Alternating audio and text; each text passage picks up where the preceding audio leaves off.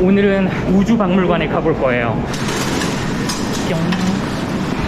우주박물관 같은 경우에는 매월 세 번째 목요일 날이 무료 입장이 가능하거든요. 무료 입장이 가능함에도 불구하고 홈페이지에서 예약을 해야 돼요. 홈페이지에서 아주 그냥 힘들게 예약을 했다고요. 영어 메뉴를 쓰잖아요. 그러면은 메뉴 몇 개만 영어 단어로 바뀌고 나머지는 전부 다 러시아 말이에요. 그래서 이게 저 멀리 보이는 저기가 코스모스 호텔이라고 해가지고 예전 1980년 모스크바 올림픽이 열렸을 때 선수단 숙소로 쓰던 곳이 지금 호텔로 된 거예요. 그리고 여기 보이는 이 우주를 향하는 우주선, 이거 굉장히 유명한 동상 여기거든요. 여기 코스모나브디기 엔트런스 티켓 you can buy online only. 그러니까 티켓을 온라인에서만 살 수가 있어. 나 이것도 되게 웃겨. 아무튼 저는 3시 표거든요. 딱 정해진 사람들만 들어갈 수 있게끔 입장수 제한이 있더라고요. 1시간에 50명인가? 그렇게 딱 제한을 둬가지고 제가 일단 3시 표를 끊기는 했는데, 오, 이건 멋있는데? 이건 사진 찍어야겠다. 오씨. 여기 보이는 스푸트니크, 세계 최초의 인공위성. 일단 카메라는 다시 넣을게요. 제가 혹시 몰라가지고 영어로 되어 있는 제 백신 접종 증명서 있죠? 이거를 보여주니까 쿠브를 보여달라 그러더라고요. 그래서 쿠브를 보여줬어. 그리고 제 여권을 검사하고 그냥 들여보내주네요. 상트페테르부르크는 무조건 스푸트니크만 된다고 나한테 억부 소리를 해가지고 진짜 짜증이 났는데. 아, 이거 동상 처음 만들었을 때 모습이구나. 64년도에 만든 거였어? 경제 발전은 안 하고 이런 데다가 돈을 쏟아 부으니까 당연히 공산주의가 무너지는 거 아닙니까? 스파시바. 이게 금성에 보냈었던 베네라 1호. 우와, 얘가 금성에 보냈었던 거구나. 우와, 얘는 처음으로 화성에 보냈었던 위성. 이야, 이건 또 뭐야? 루나9 오토매틱 인터넷 달에 착륙을 시켰었던 위성. 그래서 달 표면의 사진을 얘가 전송을 했었대요. 66년 2월 3일에. 와, 달에서 금성까지의 거리를 계산을 했었던 연습장. 대박. 우와, 이것도 화성까지의 거리를 계산을 했었던 연습장. 이야, 저걸 사람 손으로 저렇게 하나하나 계산을. 이야, 스푸트니크. 이야, 역시 이게 제일 유명하지. 57년 10월 4일 10시 28분. 요거는 영어가 없다. 이것도 뭔가 장치 같은데. 유인 우주선을 우주로 띄우기 전에 개들을 보냈었잖아요. 그 개들을 태웠었던 우주선. 그래서 얘는 벨카 스트레카. 거참 지구인을 위해 희생을 했어. 걔는 역시 인간의 친구랄까. 스푸트니크 처음 보냈을 때의 사진.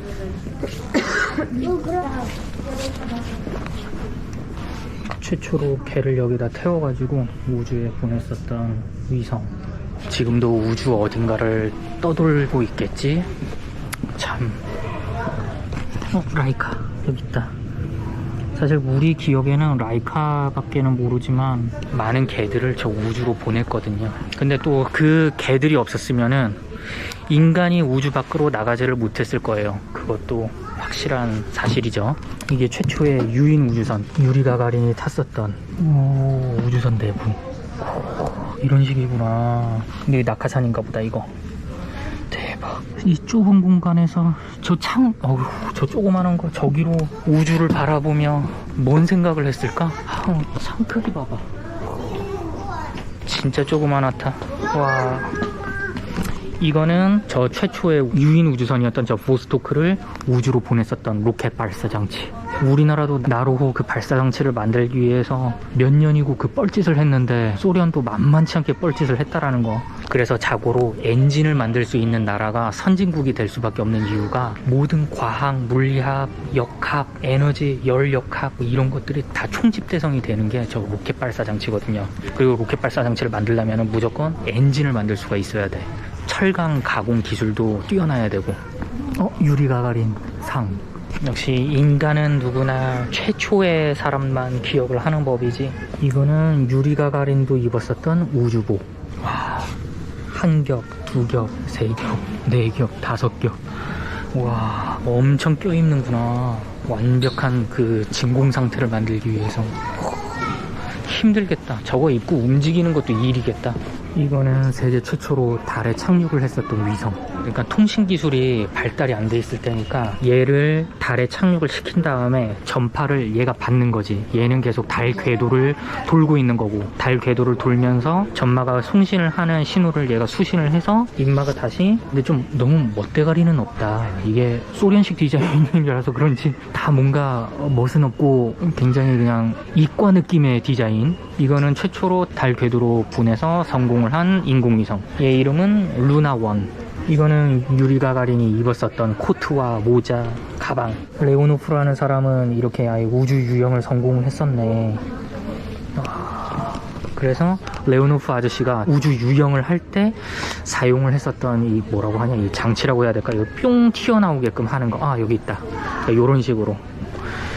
처음 얘가 추진 장치가 있고, 이쪽이 진공 상태로 만들어서 여기가 문이 있고 문 닫고 여기 문 열리고 해서 뿅 하고 나오면은 우주 유영이 된다. 우주선의 모든 문을 다 여는 순간적으로 공기가 푹 하고 빠져나가니까 이런 식으로 관 하나를 뿅 하고 설치를 하는 쪽으로다가 설계를 한 거죠. 무슨 생각이 들었을까?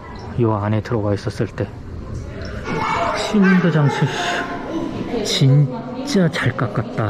와, 수의 단면도를 딱 봐보면은 이 실린더도 그렇고 진짜 깔끔하게 딱 깎은 걸 볼 수가 있잖아요. 이게 요즘이 현대 기술에서도 되게 힘든 거거든요. 근데 1932년도에 이렇게 이미 만들었었어.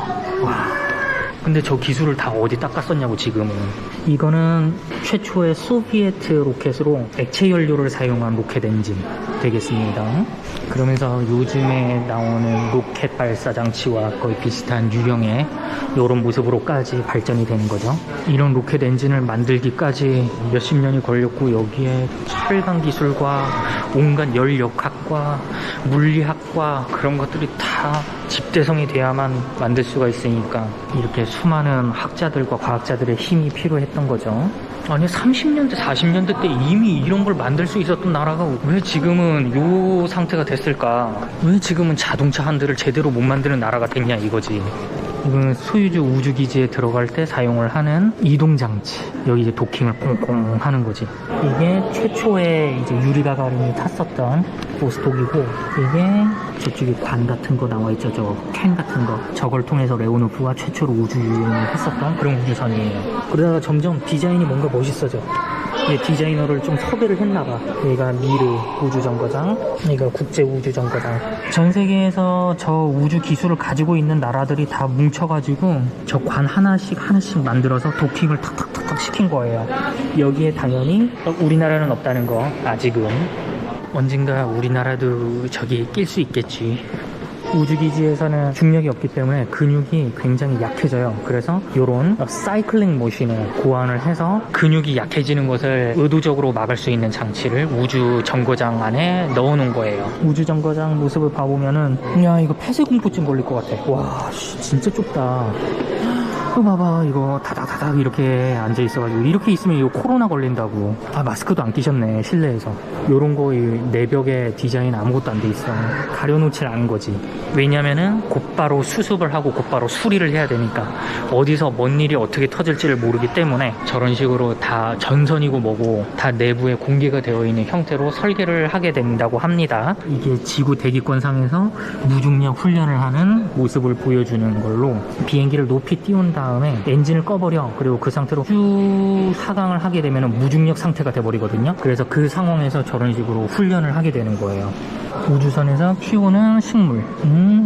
다양하게들 키우시네. 이야. 근데 좀 뭐 내가 할 말은 아니지만 디자인 좀 이쁘게 좀 하시지. 너무 이공계 감성이야. 잘 만든 거는 알겠는데 너무 이과 느낌이다. 저기에 대한민국 깃발이 있어요. 우리나라도 우주개발 투자를 하기로 했기 때문에 여기에 이런 식으로 끼겨져 있는 거죠. 미루 안. 우와, 미루 안이 이렇게 되어 있구나. 저거 화장실이다. 저거 똥숟감. 우와. 와, 저런 식으로 지구가 보이는 거예요. 대박. 저거는 홍차, 저거는 클랩, 저거는 빵, 이건 주스. 왜 CRT지? 여기에 수족관도 있고 이런 식으로 돼 있구나. 노트북에 떠 있구나. 신기. 그래서 우주 유영하는 사람도 있고, 그러니까 이 관을 통해서 이쪽으로 이렇게 갈 수도 있고.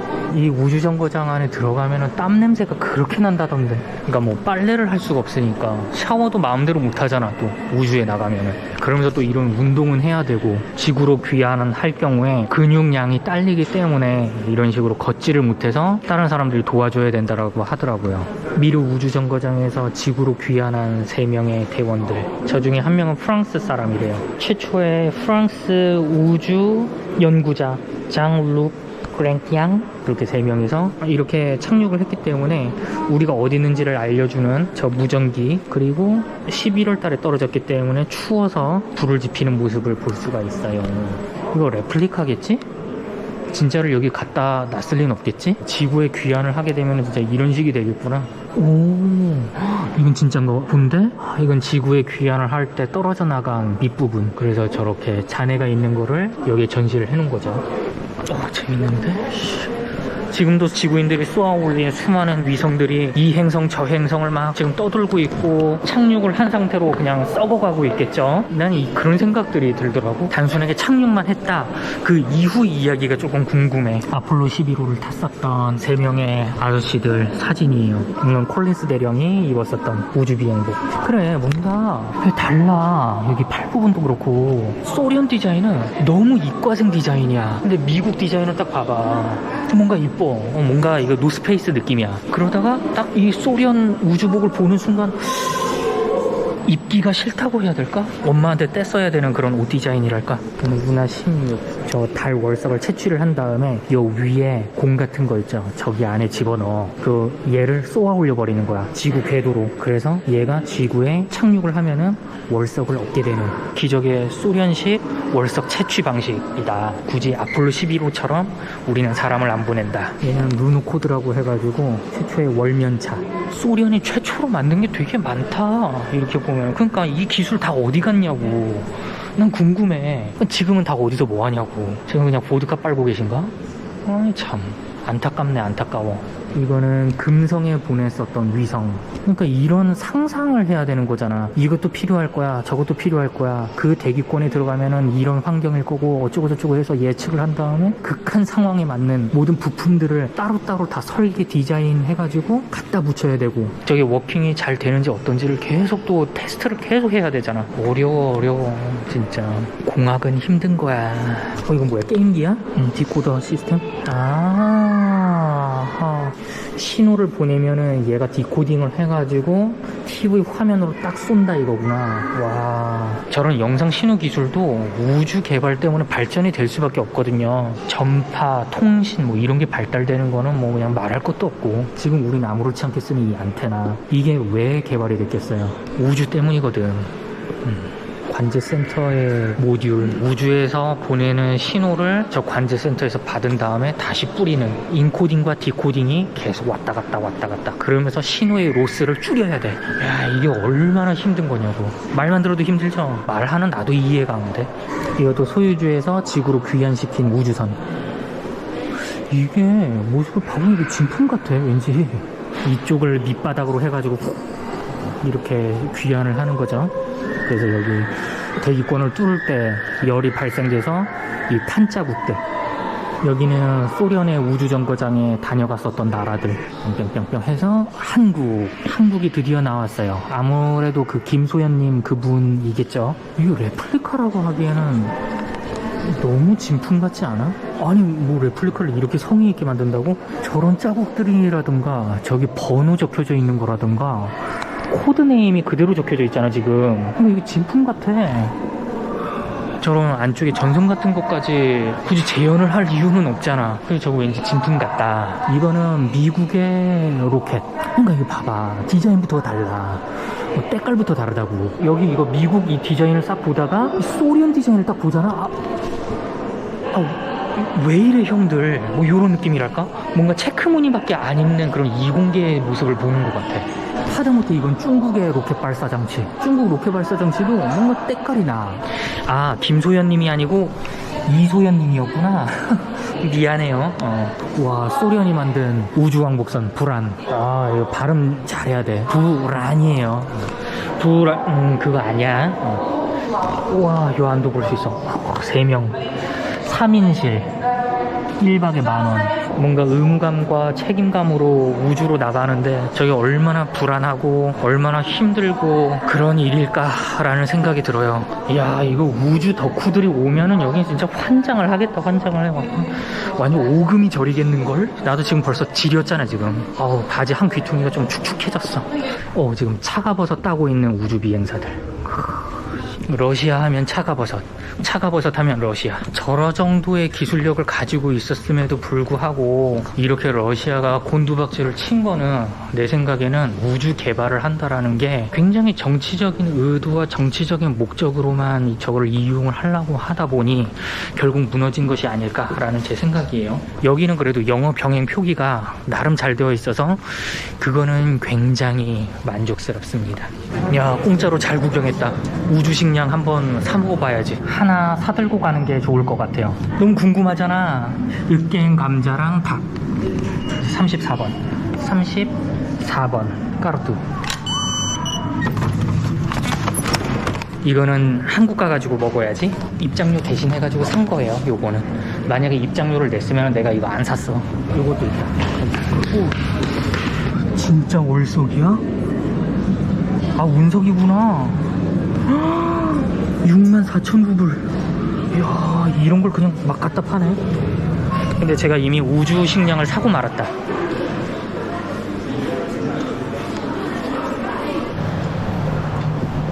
즐거운 구경이었어요. 완전 만족했다.